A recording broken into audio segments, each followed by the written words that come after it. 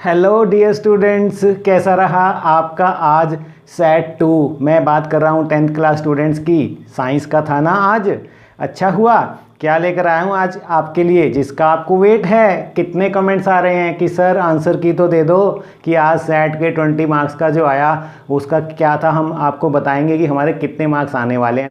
तो आज इस वीडियो में हम आपको सोल्व करके दिखाने वाले हैं। और मैं नहीं दिखाने वाला हूँ, आपको वही टीचर सक्कू मैडम ही सोल्व करके बताएंगे जिन्होंने आपको ये सभी लेसन बड़े प्यार से समझाए थे, आपने बहुत पसंद भी किए थे। तो आपको हम लेकर जाएंगे अब सक्कू मैडम के पास। वही आपको ये सोल्व करके बताएंगी और आपसे पूछेंगी कि आपके कितने मार्क्स आ रहे हैं। 20 आउट ऑफ 20 आने चाहिए। उनकी मेहनत तो ये कहती है, बाकी आप क्या कहते हैं हमें बताना। ओवर टू सक्कू मैडम, चलिए उनके पास चलते हैं।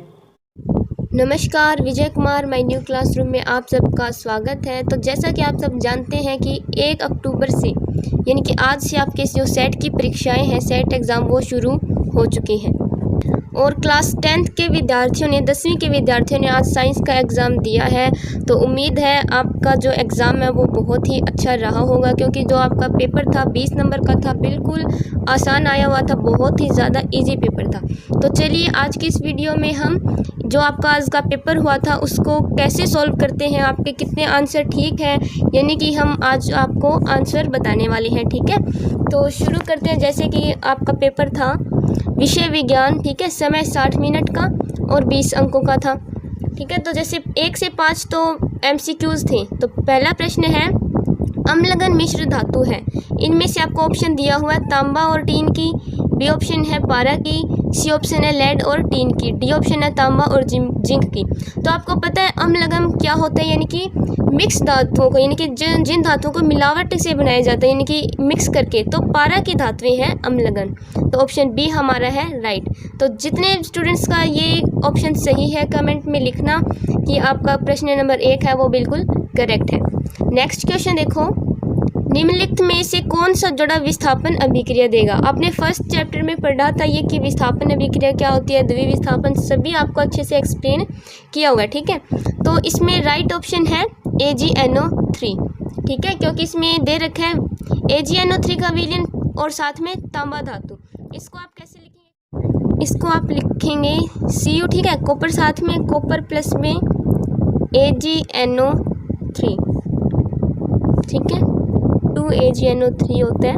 यहाँ पर देखो क्या होगा, कॉपर, ठीक है, यहाँ से ये सिल्वर को विस्थापित कर देगा कॉपर, क्योंकि सक्रियता श्रेणी में जो कॉपर है वो ज़्यादा क्रियाशील है।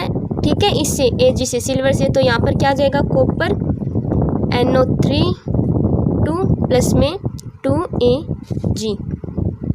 ठीक है, तो सिल्वर को ये विस्थापित कर देगा, कौन, कॉपर। तो इसलिए AgNO3 का जो विलयन और तांबा, ये हमारा करेक्ट ऑप्शन है। तो सभी बच्चे कमेंट में लिखते जाएं कि आपके कितने क्वेश्चन सही है और कितने क्वेश्चन गलत। बढ़ते हैं नेक्स्ट क्वेश्चन की तरफ। नेक्स्ट क्वेश्चन देखिए, क्वेश्चन नंबर जो 3rd है, क्वेश्चन प्रश्न संख्या 3, विद्युत धारा का एसआई मात्रक। विद्युत धारा का एसआई मात्रक क्या होता है आपको अच्छे से पता है, फिर भी देखो ऑप्शन ए है वोल्ट, सी है ओम। ओम तो नहीं हो सकता इसका, ना ही वोल्ट हो सकता है। तो ऑप्शन बी क्या है, एम्पियर। एसआई मात्रक पता है ना आपको, जैसे किसी भी अंक, जैसे मान लो किसी चीज़ का आंसर हमारा आ रहा है 13, तो इसके पीछे आप लगाते हैं ना सेंटीमीटर, ऐसा ही मात्रक कह दो या स्टैंडर्ड इंटरनेशनल यूनिट। ठीक है, तो ये जो चीज़ है वो करंट की क्या होती है, एम्पियर को हम ए से डिनोट करते हैं। ठीक है, तो बी ऑप्शन हमारा है राइट। नेक्स्ट क्वेश्चन देखो, विद्युत शक्ति के व्युत्क्रमानुपाती होता है। Electric power is inversely proportional to, किसके व्युत्क्रमानुपाती होता है, वोल्टेज के। तो क्वेश्चन नंबर जो 4 है उसका सही उत्तर है वोल्टेज। नेक्स्ट क्वेश्चन है, क्वेश्चन नंबर 5 है, एलैंगिक जनन बीजाणुओं द्वारा होता है। यानी कि जो एलैंगिक जनन है जिसमें बीजाणु द्वारा होता है उसका हमें एक उदाहरण बताना है। ये बेसिकली उदाहरण ही है।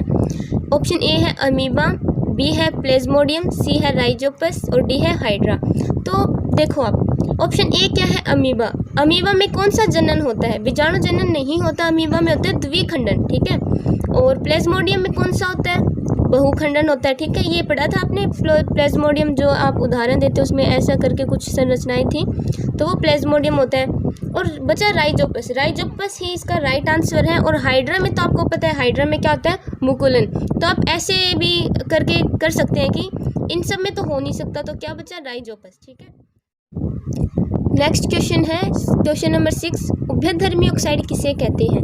तो जो धातुएं अम्ल और क्षारक दोनों से प्रक्रिया करती है, यानी कि दोनों से उनकी जो रिएक्शन होती है या व्यवहार करते हैं, उसे हम उभयधर्मी ऑक्साइड कहते हैं। ठीक है, नेक्स्ट क्वेश्चन है, उस युक्ति का नाम लिखिए जो किसी चालक के सिरों पर विभवांतर बनाए रखने में सहायता करती है। तो इसका आंसर हो जाएगा बैटरी, जो सेलों के द्वारा बनती है, बैटरी। क्वेश्चन नंबर 8 है, विद्युत आवेश के प्रवाह की दर को क्या कहते हैं।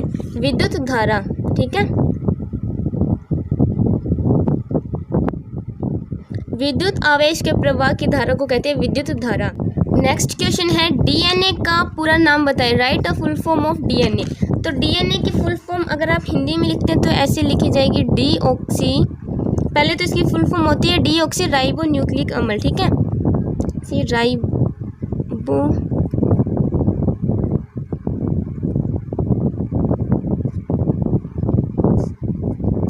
ये तो हमने लिख दिया हिंदी में। अब इंग्लिश में कैसे लिखते हैं इसे, डीऑक्सी राइबो न्यूक्लिक एसिड। ठीक है,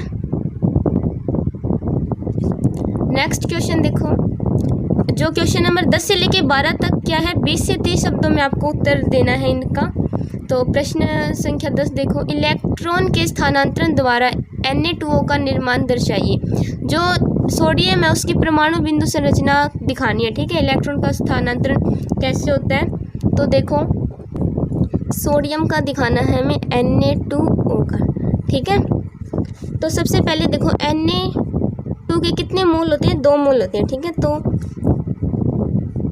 सोडियम जो उसका परमाणु क्रमांक 11 होता है, तो इसको हम कैसे भरते हैं, इलेक्ट्रॉनिक विन्यास क्या होता है, सबसे पहले जो कोश है, पहली सेल उसमें भरते हैं 2। ठीक है, फिर 8 और फिर 1 बच गया, तो लास्ट में 1 बच गया, तो ये अपना इलेक्ट्रॉन वो त्याग कर सकता है, तो इसीलिए इसके ऊपर प्लस चार्ज होता है। ठीक है, और ऑक्सीजन है O2। ठीक है, तो इसके ऊपर जो इसका जो परमाणु संख्या वो कितनी होती है, 8। ठीक है, तो इसको हम कैसे भरते हैं, इलेक्ट्रॉनिक विन्यास इसका 2 6, तो ये 2 इलेक्ट्रॉन को ग्रहण कर सकता है। ठीक है, तो इसके लिए फिर O2 नेगेटिव।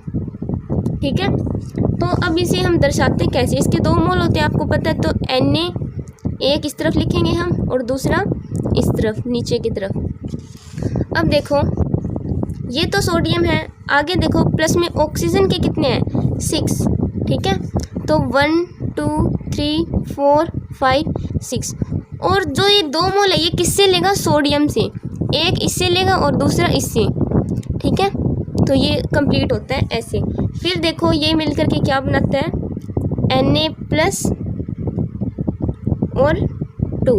ठीक है, तो ये ऐसे लिखा जाएगा, और ऑक्सीजन का ऐसे 2 3 4 5 6 आपको पता है, और 2 हम ये पॉइंट लगाएंगे क्योंकि ये 2 पॉइंट दर्शाते हैं कि हमने सोडियम से लिया है। ठीक है, कौन सी धातुओं को मिट्टी के तेल में डुबोकर रखा जाता है और क्यों। तो सबसे पहले हमें धातुओं के नाम बताने हैं जिनको मिट्टी के तेल में डुबोकर रखते हैं, और फिर इसका कारण देते हैं कि क्यों हम मिट्टी के तेल में डुबोकर रखते हैं। तो सोडियम और पोटेशियम ऐसी धातुएं जिन्हें हम मिट्टी के तेल में डुबोकर रखते हैं। क्यों रखते हैं, क्योंकि आपको अच्छे से पता है सोडियम जैसी धातुएं होती हैं, इनकी जो अभिक्रियाशील, इनकी क्रिया इतनी तेज़ी से क्रिया करते हैं कि ये खुले में आग पकड़ लेते हैं। ठीक है, इनकी जो क्रिया करने की क्षमता वो अत्यधिक तेज़ होती है, जो कि हवा में नमी के स्थान पर जो क्रिया कर लेता है, जिसके कारण ये आग पकड़ लेते हैं। इससे बचने के लिए इन्हें हम केरोसिन में डुबोकर रखते हैं। नेक्स्ट क्वेश्चन है, ओम के नियम को परिभाषित करें और प्रतिरोध का SI मात्रक भी लिखना है। ठीक है, तो देखो ओम का नियम क्या है,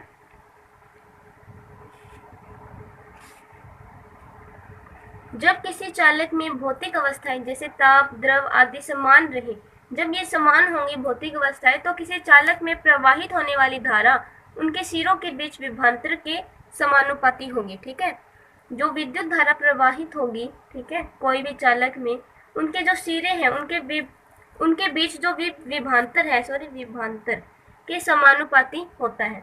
देखो कैसे, जैसे विभवांतर क्या होता है, V, ठीक है। विभवांतर को हम V से डिनोट करते हैं, और जो प्रतिरोध है उसको हम जो विद्युत धारा है उसको हम I से डिनोट करते हैं। समानुपाती का सिंबल, ठीक है, ये हो गया हमारा विद्युत धारा, ये विभवांतर, और समानुपाती उसका सिंबल होता है ये इसके समानुपाती होता है, ठीक है। तो इसमें क्या है, अगर हमारा विभवांतर बढ़ेगा, ठीक है, तो विद्युत धारा भी बढ़ेगी, बढ़ेगी, इस साइड सिंबल। अगर ये कम होगा तो हमारा जो विद्युत धारा है वो भी कम होगी, ठीक है। यानी कि विद्युत धारा यानी कि विभवांतर बढ़ेगा, ठीक है, तो विद्युत धारा भी बढ़ेगी। अगर ये घटेगा तो विद्युत धारा भी घटेगी, विभवांतर घटेगा तो विद्युत धारा भी घटेगी, ठीक है। अगर हम इस समानुपाती का जो सिंबल है इसको हम हटाते हैं तो क्या बनता है, देखो V = R × I, ठीक है। तो R क्या होता है, यहाँ पर R है प्रतिरोध, तो ये एक फॉर्मूला है, ठीक है, ये एक नया फॉर्मूला बन जाता है यहाँ पर, ठीक है। R होता है प्रतिरोध। अब देखो अगर हम R को निकालें तो क्या बन जाएगा, V और इसके बटे में I क्या है, विद्युत धारा, ठीक है। तो V आपको पता है क्या होता है, वोल्ट, और विद्युत धारा जो वो होता है एम्पियर। I क्या है, विद्युत धारा, ठीक है। तो V आपको पता है क्या होता है, वोल्ट, और विद्युत धारा जो वो होता है एम्पियर, ठीक है। तो इक्वल्स टू में क्या बन जाएंगे, ओम, यानी कि प्रतिरोध है उसका आपको यहाँ पर पूछ रखा है। SI जो है वो क्या होता है, SI मात्रक लिखना है तो उसका SI मात्रक होता है ओम, ठीक है, ओम होता है SI मात्रक। देखो जो बी पार्ट है 2 नंबर के लिए पूछा गया था, माँ के शरीर में गर्भस्थ भ्रूण को पोषण किस प्रकार मिलता है, ठीक है। जो माँ में जो भ्रूण होता है उसको पोषण किस प्रकार से मिलता है वो हमें बताना है। तो देखो इसका आंसर आपको इस प्रकार से लिखना था, ठीक है। एग्ज़ाम आपका हो चुका है और आप बताना कि आपने जो चित्र है इससे पहले वाला वो ठीक से बनाया, कितने नंबर आपके बन रहे हैं। जिसके 20 में से 20 बन रहे हैं वो कमेंट सेक्शन में लिखें कि आपके 20 बन रहे हैं, 19 बन रहे हैं, जितने भी नंबर बनते हैं आप कमेंट सेक्शन में बताएं। तो इसको हम शुरू से ऐसे लिखेंगे, माँ के शरीर में गर्भस्थ भ्रूण एक रस्सी जैसी संरचना के साथ अपरा के माध्यम से जुड़ा होता है। अपरा गर्भाशय की भित्ति पर विकसित होता है। माँ को शरीर से पोषक तत्व अपरा के माध्यम से भ्रूण में प्रवेश करते हैं, ठीक है। अपरा एक तस्त्री की आकृति का उत्तक होता है जो गर्भाशय की एक भित्ति में धंसा होता है। शायद आपको ये समझ में ना आया हो लेकिन हमें अच्छे से समझते हैं। देखो ध्यान से देखो, बिल्कुल आसान है। जो गर्भाशय में भ्रूण होता है उसको पोषण किस प्रकार से मिलता है आपको ये बताना है। तो माँ के शरीर में यानी कि गर्भस्थ भ्रूण, जहाँ पर भ्रूण होता है वहाँ पर एक रस्सी जैसी संरचना होती है, भ्रूण से जुड़ी हुई होती है, ठीक है, जिसे हम अपरा कहते हैं, ठीक है। फिर अपरा गर्भाशय की भित्ति पर विकसित होता है। माँ के शरीर से पोषक तत्व, जो भी पोषक तत्व माँ को मिलते हैं वही पोषक तत्व उस अपरा रस्सी के माध्यम से भ्रूण को प्रवेश करते हैं, यानी कि जो भी मादा भोजन खाती है, ठीक है, जो भी पोषण मिलता है वो उस रस्सी के द्वारा उसमें जाता है, ठीक है, भ्रूण को मिलता रहता है। फिर क्या है, अपरा एक तस्त्री की आकृति का एक उत्तक होता है जो गर्भाशय की भित्ति में धंसा होता है। तो आप इतना भी कर सकते हैं, प्रवेश करते हैं तक, ये अपरा एक तस्त्री की आकृति ये करने की ज़रूरत नहीं है। मेन यहीं तक है कि उसको पोषण किस प्रकार मिलता है। तो आपको स्क्रीन पर एक पिक्चर दिखाई जा रही है जिससे कि आपको अच्छे से पता लग जाए। ये जो आपको रस्सी जैसी संरचना दिखाई हुई है, इसी के द्वारा जो बच्चा जो है होता है पेट में, जो भ्रूण है वो श्वास लेता है, ठीक है, इसी के माध्यम से उसको पोषक तत्व जो है वो प्राप्त होते रहते हैं, ठीक है। जब तक मतलब माँ के शरीर में बच्चा स्वयं सांस नहीं लेता, इस जो रस्सी नामक संरचना इसी के द्वारा वो सांस लेता है, ठीक है। मादा जनन तंत्र का नामांकित चित्र बनाएं। जो मादा जनन तंत्र है उसका हमें चित्र भी बनाना है। नामांकित चित्र का क्या मतलब होता है, यानी कि चित्र तो बनाना है, साथ में उसके नाम भी लिखे हुए होने चाहिए, तभी आपको 3 नंबर पूरे मिलेंगे, ठीक है। तो मादा जनन तंत्र का आप चित्र देखिए किस प्रकार से होता है। ये देखिए, ये मादा जनन तंत्र का चित्र है, ठीक है, इस प्रकार से। तो ये मादा जनन तंत्र है, ठीक है। तो इसके नाम लिख दिए आपने, जैसे ये अंडवाहिका, ये अंडाशय है, और ये जो है ये गर्भाशय है, ये ग्रीवा और ये योनि। ठीक है, एक बार आप बुक में भी देख लीजिए अच्छे से इस चित्र को। ये देखिए, तो ये है चित्र मानव।